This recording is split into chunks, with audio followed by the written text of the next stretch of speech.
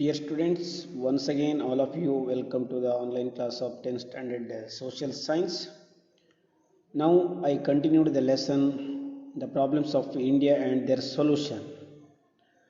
The last the problem the facing by India after independence, that is the dangerous one, is terrorism. So here the two important questions are there.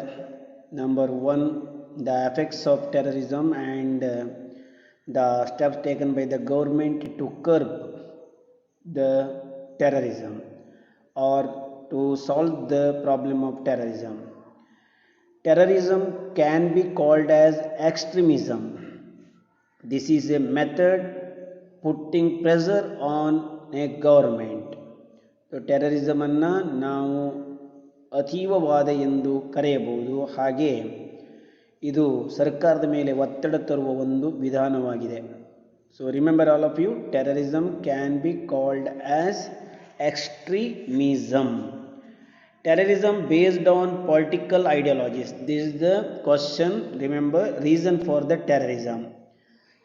ಭಯೋತ್ಪಾದನೆಗೆ ಕಾರಣಗಳು ಏನು ಅಂತ, ಇದು ಯಾವುದರ ಮೇಲೆ ಪ್ರಾರಂಭಗೊಂಡಿದೆ ಅಂತ ನಿಮ್ಮನ್ನು ಕೇಳಿದರೆ ಅದಕ್ಕೆ ನೀವು ಉತ್ತರ ಇದನ್ನು ಬರೀಬೇಕು. Terrorism based on political ideologies. ರಾಜಕೀಯ ಸಿದ್ಧಾಂತಗಳ ನೆಲೆಯಲ್ಲಿ ಇದು ಹುಟ್ಟುಕೊಂಡಿದೆ.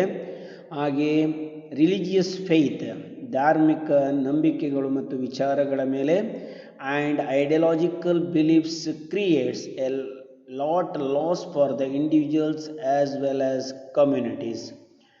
So the effects of the terrorism, if you ask the question, you have to write the first point, this one, a lot, it bring a lot loss for the individual as well as communities. ಇದನ್ನು ನೀವು effects ಅಲ್ಲಿ ಮೊದಲ point ಬರ್ಕೊಳ್ಬೇಕು. ಹಾಗೆ ಅದಕ್ಕೆ reason ಇಲ್ಲಿ ಒಂದನ್ನು ನೆನ್ಪಿಟ್ಕೊಳ್ಳಿ, terrorism based on political ideologies, religious faiths and ideological beliefs. So other points are there, will see later. ನಂತರ ನಾನು ಹೇಳ್ತೇನೆ. ಇಲ್ಲಿ ಮೊದಲ ಕಾರಣವನ್ನು ತಿಳ್ಕೊಳ್ಳಿ. Moreover, terrorism creates psychological pain and influence the cultural aspect negatively. So here another question, the effects of terrorism. First, I already told you the second point. The terrorism creates psychological pain, generally ಮಾನಸಿಕ ವೇದನೆ, ಹಾಗೂ ಇಲ್ಲಿಯ influence the cultural aspect, ನಮ್ಮ ಸಂಸ್ಕೃತಿಯ ಮೇಲೆ ನಕಾರಾತ್ಮಕವಾದ ಒಂದು ಭಾವನೆಯನ್ನು ಬೀರುತ್ತದೆ. Terrorism is nothing but fulfilling it's narrow end by creating panic and violence. ನಿಮಗೆ ಗೊತ್ತಿರುವ ಹಾಗೆ ಟೆರರಿಸಮ್ ಅಂದರೆ ಸಾಮಾನ್ಯವಾಗಿ ಜನರಲ್ಲಿ ಹಿಂಸೆಯನ್ನು ಹಾಗೂ ಅವರನ್ನು ನಿಶ್ಶಕ್ತರನ್ನಾಗಿ ಮಾಡುವಂಥದ್ದು, ಕೇವಲ ಅವರಲ್ಲಿ ಸಂಕುಚಿತ ಮನೋಭಾವನೆಯನ್ನು ಬಿತ್ತಿ. It leads on fear of the people. ಇದು ಜನರಲ್ಲಿ ಹೆದರಿಕೆಯನ್ನು ಉಂಟು ಮಾಡುತ್ತದೆ. These are organised crimes perpetrated by organized group of people. Such activities are called anti-national and anti-social acts. ಸಾಮಾನ್ಯವಾಗಿ ಸಂಕುಚಿತ ಮನೋಭಾವನೆಗೆ ಒಳಪಟ್ಟ ವ್ಯಕ್ತಿಗಳ ಗುಂಪು ದೇಶ ವಿರೋಧಿಯಾಗಿ ಹಾಗೂ ಸಮಾಜ ವಿರೋಧಿಯಾಗಿ ಕೆಲಸ ಮಾಡ್ತದೆ. ಇದು ಕೊನೆಗೆ ಹಿಂಸಾತ್ಮಕ ರೂಪವನ್ನು ತಳೆದು ದೇಶಕ್ಕೆ ಹಾಗೂ ಜನರ ಸಾವು ನೋವಿಗೆ ಕಾರಣವಾಗ್ತದೆ. So this is the effect also. Remember, when you write the answer to the effect of this effect of terrorism, you have to write all these points. Number one, I already told you, a lot loss for the individuals as well as the communities. Terrorism creates psychological pain, influence the culture aspect negatively, and it leads on fear in the minds of the people. And these are organized crimes perpetrated by organized group of people. Such activities are called anti-national and anti-social acts. And the terrorist, how does they the harm or destroy the public property or private property and kill the people. They, by using a bomb, or they shoot the people and they destroy the public property in various manners. For example, here given the bombing of World Trade Center of USA, bomb attacks on Bali of Indonesia, bombing various cities of France, Britain and other countries are the reason for the worries at international level. ಈಗಾಗಲೇ ಭಯೋತ್ಪಾದಕರು ನಡೆಸಿದ ದಾಳಿಗಳಲ್ಲಿ ಮುಖ್ಯವಾಗಿ ಅಮೇರಿಕದಲ್ಲಿ ಇರುವಂಥ world trade centre ಮೇಲೆ ವಿಮಾನವನ್ನೇ ಬಾಂಬಾಗಿ ಪರಿವರ್ತಿಸಿದ ದಾಳಿ, ಹಾಗೂ ಇಂಡೋನೇಷ್ಯಾದ ಬಾಲಿಯಲ್ಲಿ ನಡೆದಂಥ ಆತ್ಮಾಹುತಿ ದಾಳಿ, ಹಾಗೆ ಫ್ರಾನ್ಸಿನ ಅನೇಕ ಪಟ್ಟಣಗಳಲ್ಲಿ ನಡೆದಂಥ ಆತ್ಮಾಹುತಿ ದಾಳಿ, ಇಂಗ್ಲೆಂಡಲ್ಲಿ ನಡೆದಂಥ ದಾಳಿ ಹಾಗೂ ಭಾರತದ ಅನೇಕ ಕಡೆ ನಡೆದಂಥ ಈ ದಾಳಿಗಳು ಇದಕ್ಕೆ ಸಾಕ್ಷಿಯಾಗಿದ್ದು ಜಾಗತಿಕ ಮಟ್ಟದಲ್ಲಿ ಇದನ್ನು ಭಯಪಡುವಂಥ ಸ್ಥಿತಿಯನ್ನು ಉಂಟು ಮಾಡಿವೆ ಅಂತ ಹೇಳ್ಬೋದು. The terrorism is based on extreme religious sentiments. So once again remind to you, I already told you one point for the terrorism, the reason for the terrorism. So first I told you one point. The second point, you have to note this, the reason or causes for the terrorism. ಇಲ್ಲಿ ಹಿಂದಕ್ಕೆ ನಾನು ಹೇಳಿದ್ದೇನೆ, number 1, terrorism based on political ideologies, religious faith and ideological beliefs ಅಂತ ಹೇಳಿದ್ದೇನೆ. ಹಾಗೆ ಈಗ second ಪಾಯಿಂಟನ್ನು ಇಲ್ಲಿಂದ ತಗೊಳ್ಬೇಕು ನೀವು. ದ ಟೆರರಿಸಮ್ಗೆ reason, terrorism based on extreme religious sentiment, ತಮ್ಮ ಧರ್ಮದ ಬಗ್ಗೆ ಹಾಗೆ ತಮ್ಮ ಧಾರ್ಮಿಕ ಆಚರಣೆಗಳ ಬಗ್ಗೆ ಹೊಂದಿರುವಂಥ ಅತೀವವಾದ ಒಂದು ನಿಲುವು, ಹಾಗೆ ಪ್ರತ್ಯೇಕತವಾದ ಸೆಪರೇಟಿಸಮ್, ಹಾಗೆ ರೇಸಿಯಲಿಸಮ್ ಜನಾಂಗೀಯವಾದ, ಹಾಗೆ ಲೆಫ್ಟಿಸ್ಟ್ ಐಡಿಯಲ್ಸ್ ಅಂತ ಹೇಳಿದರೆ ಈಗ ಎಡಪಂಕ್ತಿಯ ವಿಚಾರಗಳು ಅಂದರೆ ನಮ್ಮ ಸಂವಿಧಾನದಲ್ಲಿ ಹೇಳಲ್ಪಟ್ಟ ವಿಚಾರಕ್ಕೆ ವ್ಯತಿರಿಕ್ತವಾದಂಥ ವಿಚಾರಗಳು. ಈ ಎಲ್ಲ ವಿಚಾರಗಳಿಂದ ಏನು ಹುಟ್ಟಿಕೊಳ್ತದೆ, ಈ ಭಯೋತ್ಪಾದನೆ ಹುಟ್ಟಿಕೊಳ್ತದೆ. ಆಲ್ ಆಫ್ ಯು ರಿಮೆಂಬರ್, ಇದು ಮುಖ್ಯವಾಗಿ ರಾಜಕೀಯ ಸಿದ್ಧಾಂತ ಮತ್ತು ಧಾರ್ಮಿಕ ಸಿದ್ಧಾಂತದ ಆಧಾರದ ಮೇಲೆ ಈ ಭಯೋತ್ಪಾದನೆ ಎನ್ನುವುದು ಹುಟ್ಟಿಕೊಳ್ತದೆ. All of you remember the first and second reason, very very important. ಭಯೋತ್ಪಾದನೆ ಹುಟ್ಟಿಕೊಳ್ಳುವುದೇ ಅತೀವವಾದ ಧಾರ್ಮಿಕ ನಂಬಿಕೆಯಿಂದ, ಪ್ರತ್ಯೇಕತಾವಾದದಿಂದ, ಜನಾಂಗೀಯವಾದದಿಂದ ಹಾಗೂ ಭಾರತದಲ್ಲಿ ಎಡಪಂಕ್ತಿಯವಾದದಿಂದ. So these are the reason for terrorism. All of you mark this. And the next, the often a country funds and support terrorism in another country. ಸಾಮಾನ್ಯವಾಗಿ ಜಗತ್ತಿನಲ್ಲಿ ನಡೆಯುವಂಥ ಈ ಭಯೋತ್ಪಾದನೆಗೆ ಕೆಲವು ದೇಶಗಳು, ಕೆಲವು ದೇಶದ ಕೆಲವು ಗುಂಪುಗಳು ಹಾಗೂ ಜನರು ಸಪೋರ್ಟ್ ಮಾಡ್ತಾ ಇರುವಂಥದ್ದು. Terrorism targets civilians of the country.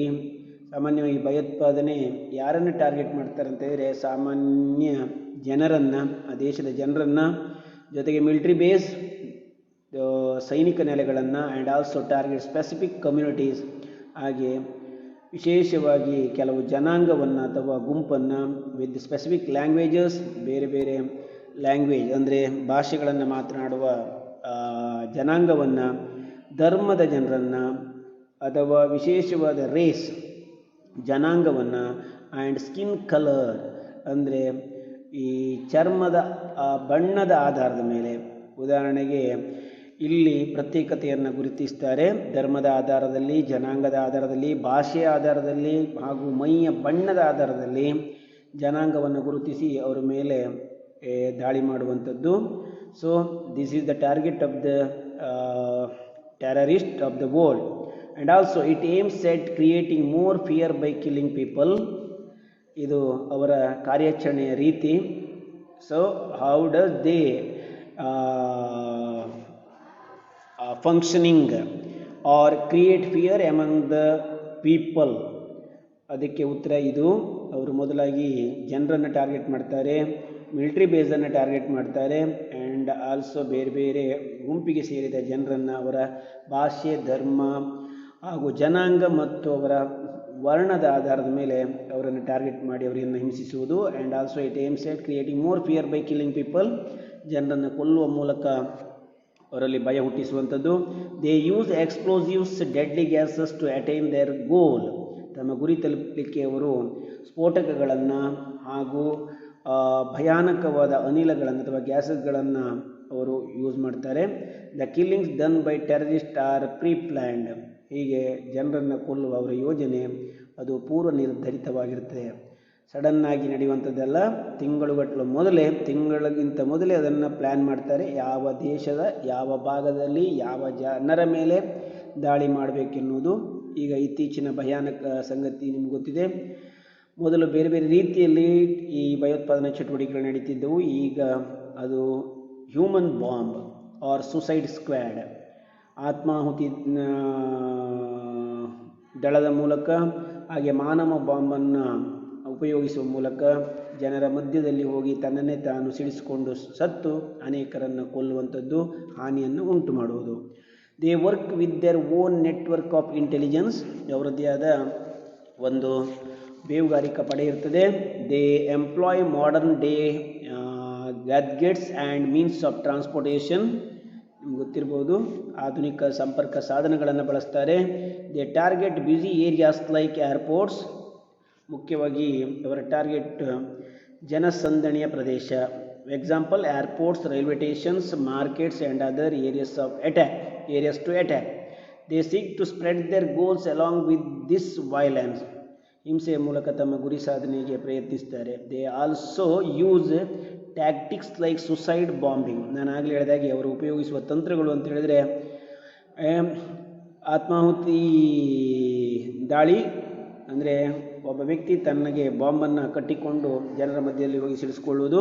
Kidnapping innocent people, ಸಾಮಾನ್ಯ ಜನರನ್ನು ಅಪಹರಣ ಮಾಡಿ ಹಿಂಸಿಸುವುದು. And attain their targeted aims.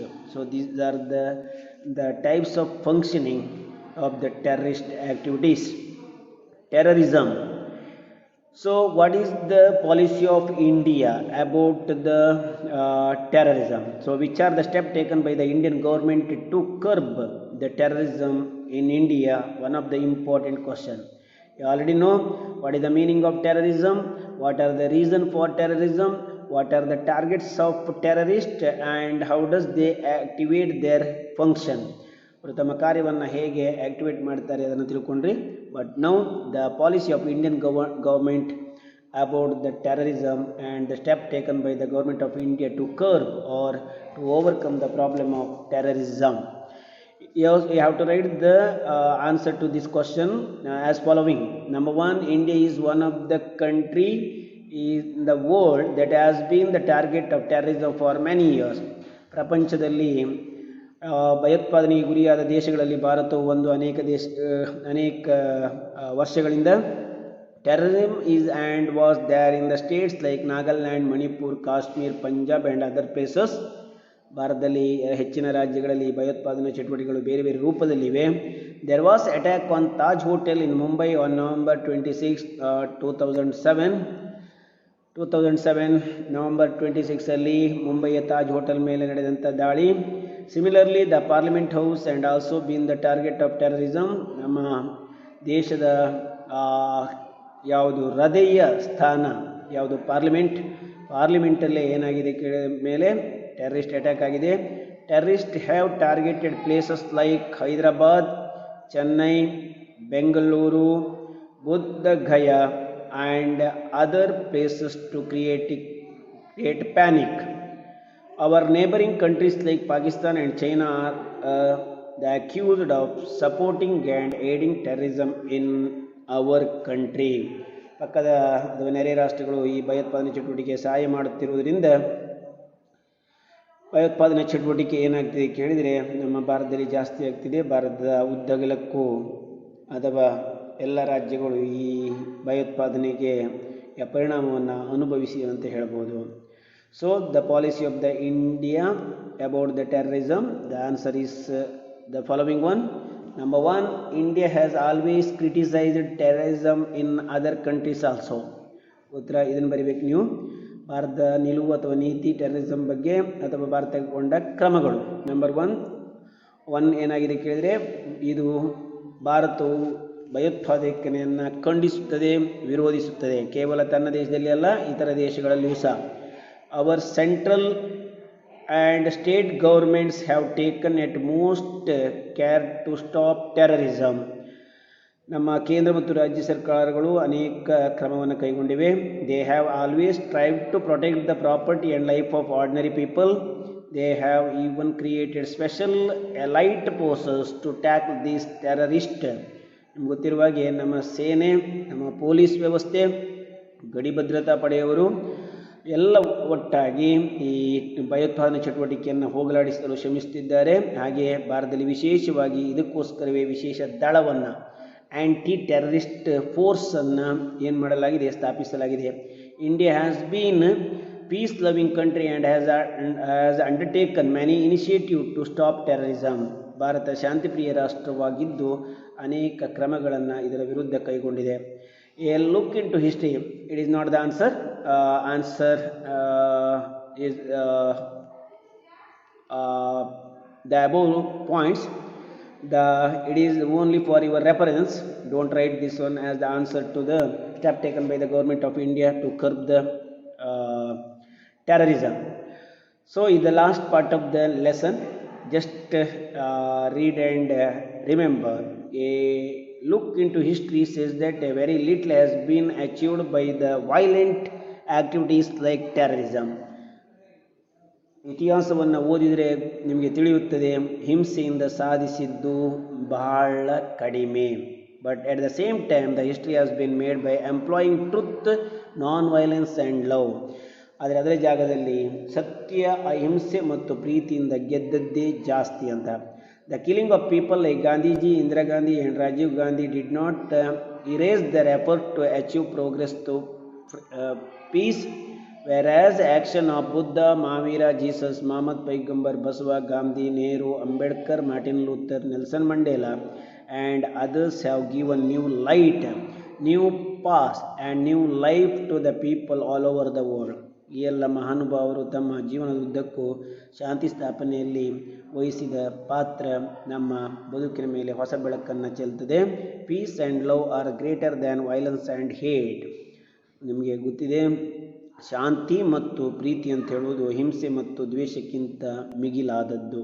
So all of you remember, have to develop the feelings like feel and peace and love.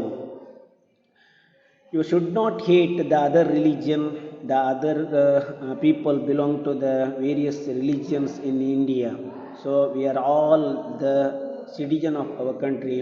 We should love our country, we should love our neighbors and we should live with the others peacefully. So that's all. This is the lesson, the problems of India and their solution. But last side headings give up this year.